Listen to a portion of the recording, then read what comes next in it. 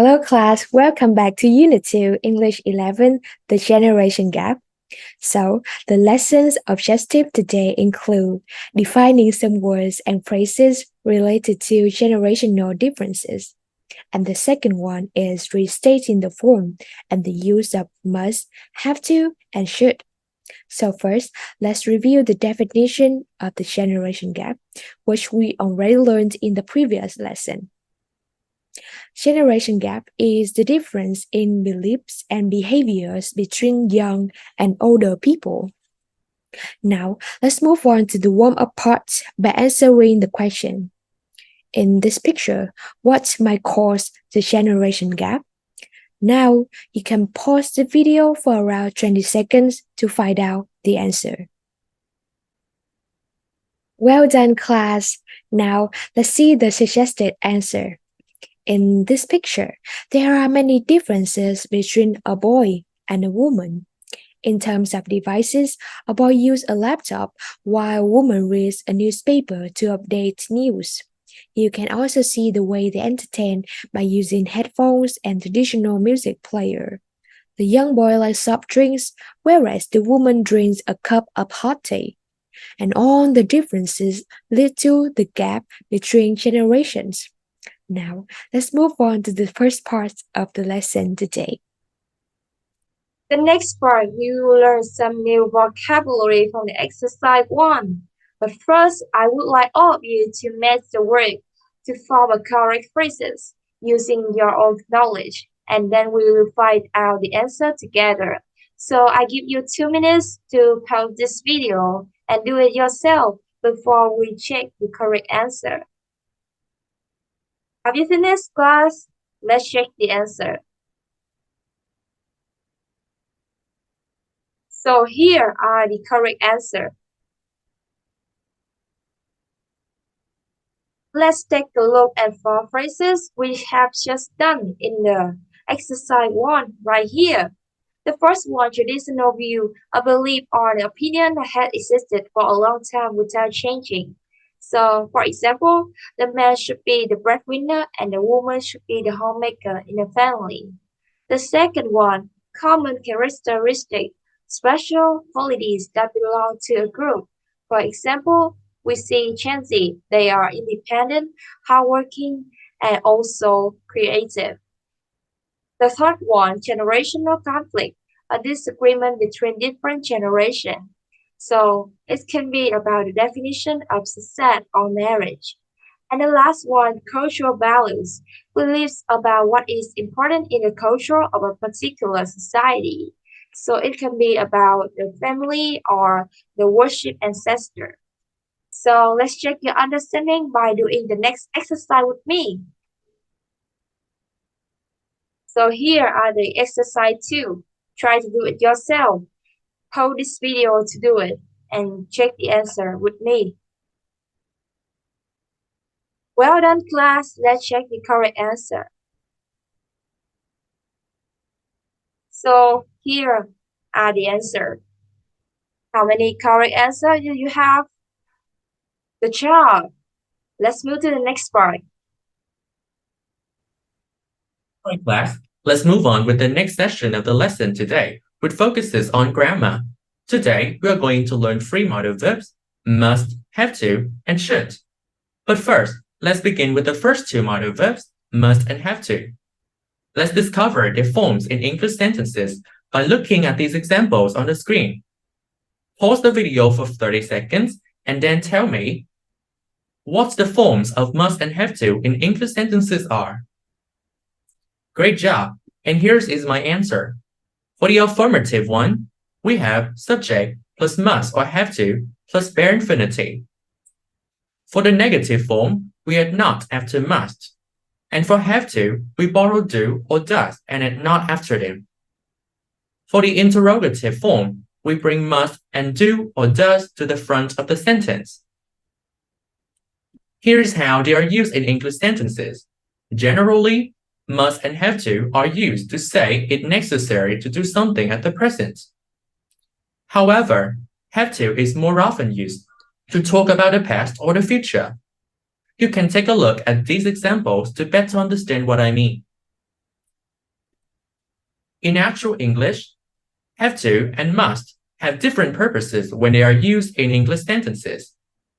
Let's pause the video for 1 minute and read the two contexts on the screen and distinguish the purpose of using these two modal verbs in English. Great job. Here's the answer. For the first context, when the speaker say, I must clean my room carefully for him to stay with me, which means the speaker thinks it's necessary to clean his room before his friend comes. However, for the second context, when the speaker say, I have to clean my room fast, it means he doesn't intend to clean his room. He cleans it because his mom forces him to do so. Are you guys all with me? Let's try it yourself with the challenge. Provide the context for each of the following sentences that justifies the use of must or have to. I must buy some food at the weekend. I have to buy some food at the weekend. Great job. Let's move on with the next session of the lesson today. In this section, we will discuss a little bit about the negative forms of must, have to, and should. First of all, let's take a look at the example on your screen. Can you find out what they share in common? Good job. We can recognize the word not to show the opposite meaning. From what you have already learned in the previous part, I believe that all of you can easily identify the structure, don't you? Here is the structure. However, be careful where we place not, okay? Let's say we put not after must, but we have to. You need to use an auxiliary verb, do or does, and not, and then put it before have to.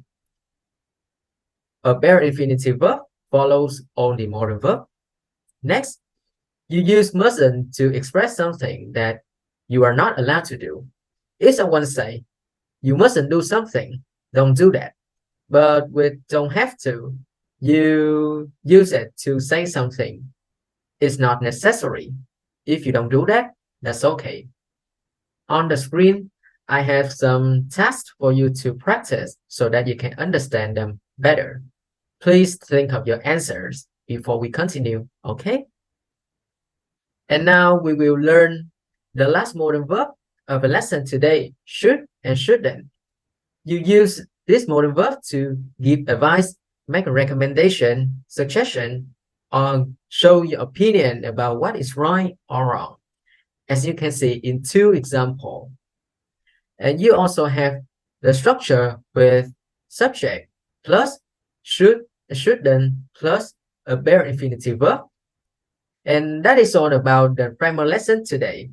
Let's prepare for the fascinating exercises in the following session. Now, let's practice by doing some exercises. In this exercise, pick the correct option for each sentence. Now you can pause the video to complete this exercise. Are you finished? Good. Let's see the answers. Number 1. Must is the right answer instead of mustn't because of the following sentence. Older people can offer a lot of valuable knowledge and experiences with their wisdom. Number 2. Have is the right answer. The following sentence tells us that wearing uniforms on weekdays is the rule. Meanwhile, don't have to refers to something that is not necessary. Number 3. Should is the right answer because children asking parents for permission to do something is to ensure their safety and well-being. However, mustn't refers to something you are not allowed to do, which is incorrect in this case as asking for permission is allowed. Number 4. Have to is the right answer because of the phrase in the past, which tells us that the sentence is in simple past tense, and we cannot use must for past tenses. Great job! How many correct sentences do you have? Now let's move on to the next exercise. For exercise number 2, find a partner and take turns sharing your family rules or things that are necessary using must, have to, or should, and say if your family is similar or different. Then explain to each other the reason why. If you are alone, that's okay. You can do the following exercise.